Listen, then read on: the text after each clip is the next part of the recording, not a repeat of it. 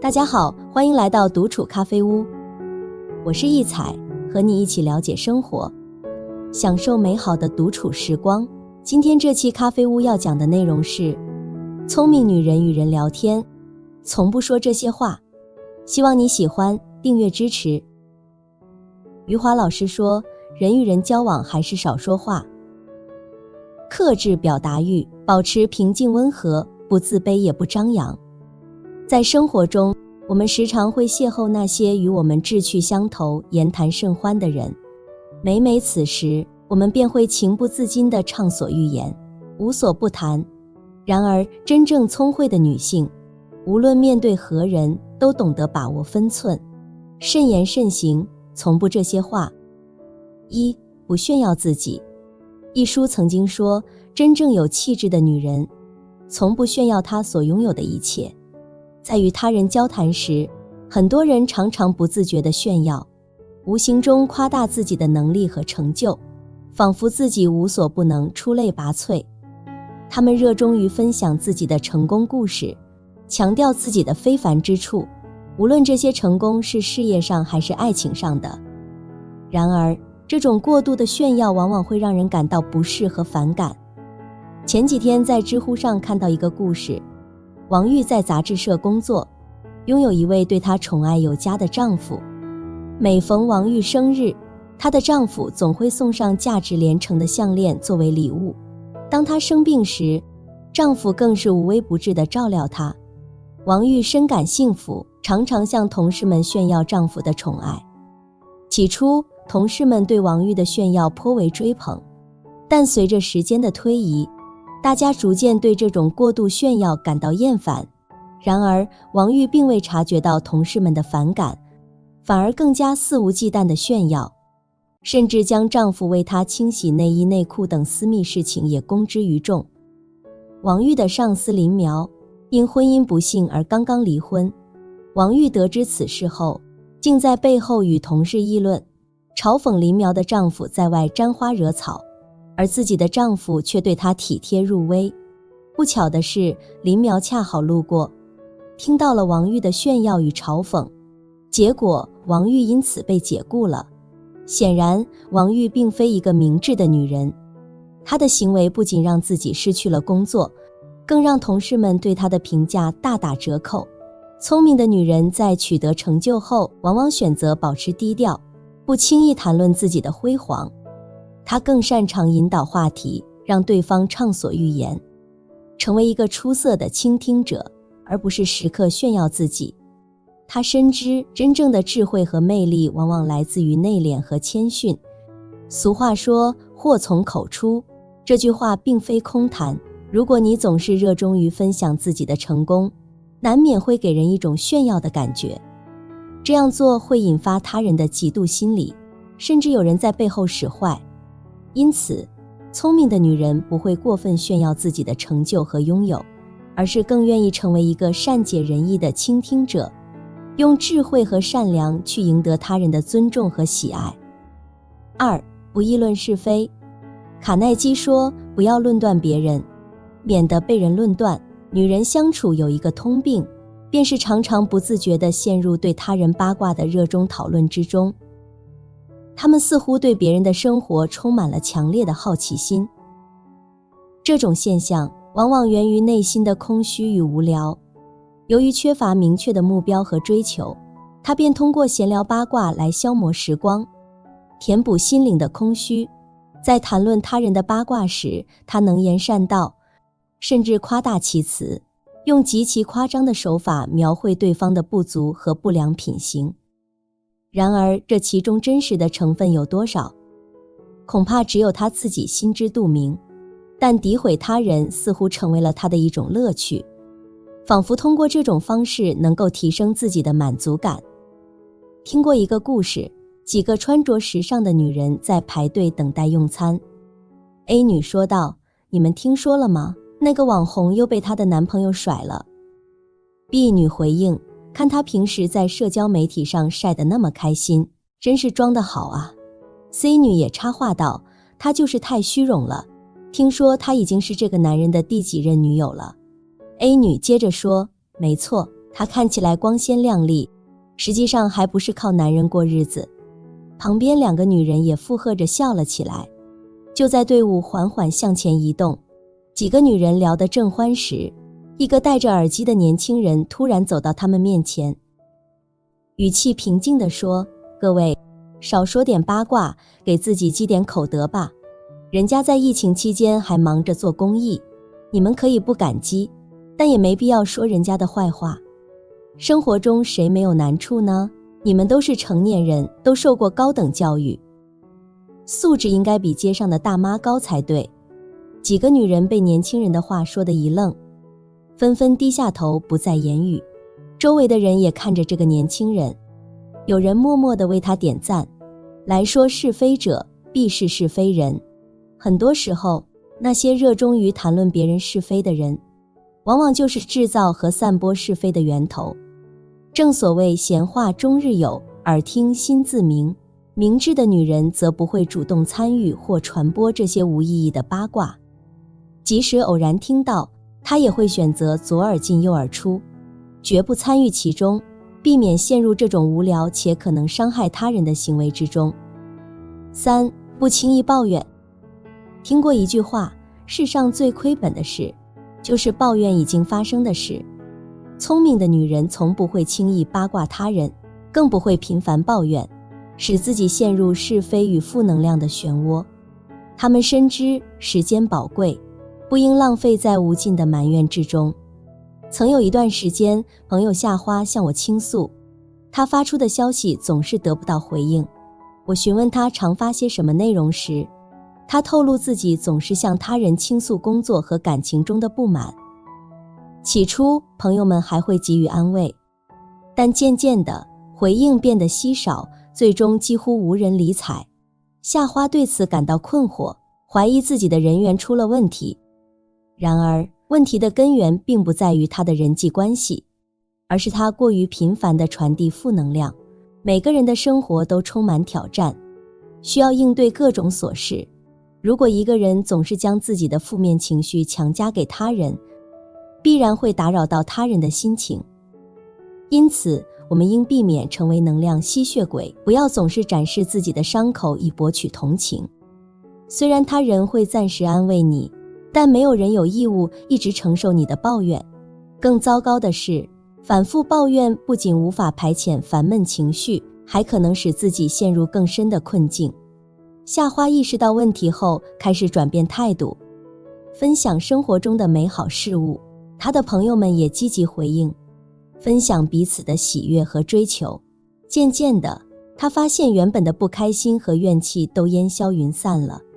由此可见，真正聪明的女人不会逢人便诉苦，她会将不满转化为前进的动力，将抱怨转化为积极的能量。她懂得如何调整自己的心态，让生活充满阳光和希望。4. 不透露隐私。加藤第三说，人只有拥有属于自己的世界，才能有安全感。每个人都有属于自己的隐私空间，这是维系人与人之间安全距离不可或缺的元素。因此，一个聪明的女人绝不会将自己毫无保留地展现在他人面前，任由他人评头论足。她们深知保护自己的重要性，无论是工作中的事务、个人的琐事，还是家庭内部的矛盾，甚至是夫妻间的分歧，她都不会轻易与他人分享，因为这些都是属于个人的私密领域。网友张云曾分享过自己的经历，颇为感慨。她曾提及某次与丈夫争执后，她心情极为烦躁，于是她向表姐倾诉内心的委屈，直言丈夫似乎无所作为。接着，她继续诉说在婆家所受的种种委屈，婆婆的挑剔，丈夫弟弟的懒散与借钱不还，以及自己在家中如同老妈子般的辛劳，却得不到应有的认可。张云原本以为这只是姐妹间的闲聊，未曾料到不久之后，谣言便如野火般蔓延开来。起初有人传言张云的丈夫有外遇，随后又有人编造丈夫的弟弟因犯罪而失业的谣言。更离谱的是，有人甚至传言他们家家风败坏，兄弟关系紧张，整个家庭破碎不堪。然而事实并非如此，张云家确实有10万外债未收回，但这并不代表丈夫无能，婆媳之间的矛盾也属正常，并非婆婆刻意刁难。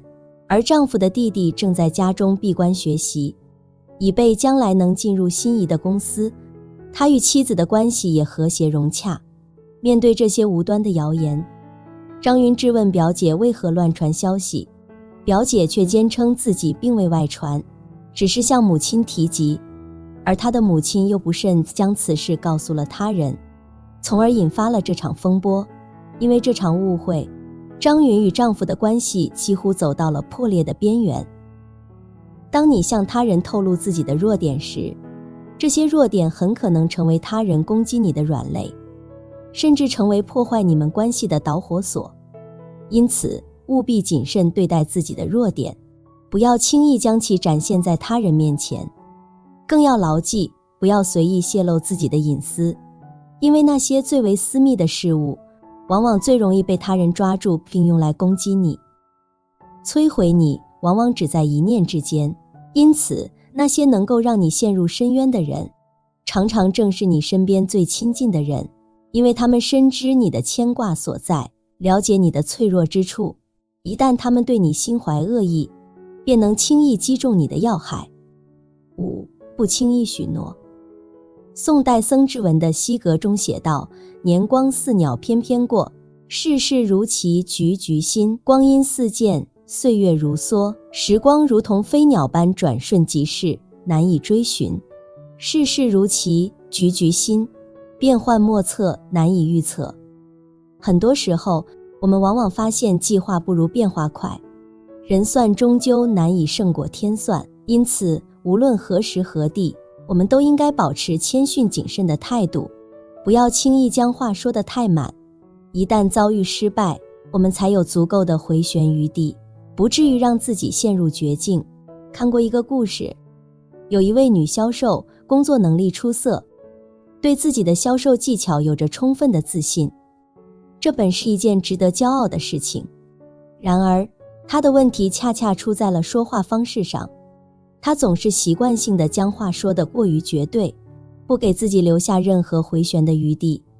在她看来，这是一种自信的表现，但在同事和客户眼中，却显得过于自大和狂妄。这种说话方式虽然在一定程度上能够彰显她的自信，但更多的时候却容易让她陷入尴尬的境地。某次，公司为了激励销售团队，制定了一项规定，哪个销售团队能够连续4个季度获得销售冠军，将获得10万块的奖励。他的团队已经连续3个季度稳居榜首，而且在这个季度里，他们的业绩也明显领先于其他团队。于是，他满怀信心地对团队成员说，这一次我们肯定能赢，如果赢不了，我就自己出钱分给大家。然而世事难料，就在最后关头，另一个销售团队突然接了几个大单子，业绩反超了他的团队，最终赢得了冠军。这个时候，团队成员们开始打趣他，没关系，我们拿不到公司的奖金，还有你给我们兜底呢。听到这样的话，他感到十分困窘和尴尬。虽然他曾经说过要出钱分给大家，但真的要自己掏钱出来，他心里还是十分肉疼。最后，他只能请大家吃了一顿饭来平息这场风波。然而，这件事却成为了同事们口中的笑料，也让他在团队中的信任度大打折扣。待人无讲中写道：知人不必言尽，言尽则无有；责人不必苛尽，苛尽则众远。说话不说太满，往往是一个人最大的智慧，可以给自己留有余地，进退自如。6. 不揭人伤疤。维特根斯坦说，不要玩弄深埋在他人心底的东西。每个人的人生都如同一本厚重的书，其中既有明媚的篇章，也有阴暗的角落。那些深埋在心底的过往，有些如甘甜的蜜糖，让人回味无穷；有些则如苦涩的泪水，让人避之不及。而聪明的女人会以她的智慧和善良，在人际交往中守护别人。每个人的心灵都有一块脆弱的禁地，那里藏着不愿被触及的伤痛和秘密。所以在与他人交谈时，聪明的女人总像一位优雅的舞者，轻盈地绕过这些雷区，从不提及对方的伤心往事，更不会去揭人伤疤。李梅就是这样一位善解人意的女人。小红是李梅的好友之一，她身材较为丰满，时常因此感到自卑。有一天，李梅和小红一同逛街，在一家时尚店里，他们看中了一件漂亮的连衣裙。小红兴奋地试穿后，站在镜子前欣赏着自己的新装。然而就在这时，一位售货员却走上前来，指着小红的身材说：“这件衣服可能不太适合您，您的身材可能更适合其他款式。”小红顿时感到一阵尴尬和失落，她低下头，默默地脱下了衣服。李梅看在眼里，疼在心里。她深知这样的言论对小红来说是一种伤害，于是她立刻走上前去，微笑着对售货员说：“哎呀，这位售货员真是太不懂行了，你看这衣服穿在小红身上多有气质啊，简直就是量身定制的。小红，我觉得这件衣服真的很适合你，你觉得呢？”小红听到李梅的话，抬起头，眼中闪烁着感激的光芒。她知道李梅是在为她解围，是在维护她的尊严和自信。她心中涌起一股暖流，感到有这样一个朋友在身边真是太幸福了。经过这次事件，小红和李梅之间的友谊更加深厚了。聪明的女人从不轻易揭人伤疤，深知言语之重要，唯有尊重他人，方能赢得尊重。反观那些言语粗鄙、动辄阿谀相向的女子，其教养之不足，往往令人侧目。我们皆厌弃那些喜好揭人短处、嘲笑他人的行为，而那些言谈谦和、明理懂事、懂得为他人着想的女性，才会赢得别人的真心相待。7. 不毁人三观。裴斯泰洛奇说，口中从来不说恶语，眼中从来不现怒火的人有福。生而为人，我们各自都有着丰富的内心世界，其中孕育着各具特色的价值观和信仰。它们犹如明灯，照亮我们前行的道路，为我们提供着坚定不移的方向。这些弥足珍贵的信仰与价值观，构筑了我们个体三观的核心基石，亦是我们与他人区分彼此的重要标志。聪明的中年女人，就如《欢乐颂3》中那温文尔雅的叶真真，在与人交往中展现出了超凡的智慧与包容。她明白每个人都有自己的独特之处，不同的世界观、人生观和价值观，都是每个人独特思想的体现。因此，在与朋友或陌生人的交流中，叶真真总是以一颗开放的心去聆听他人的声音，尊重并接纳这些不同的观念。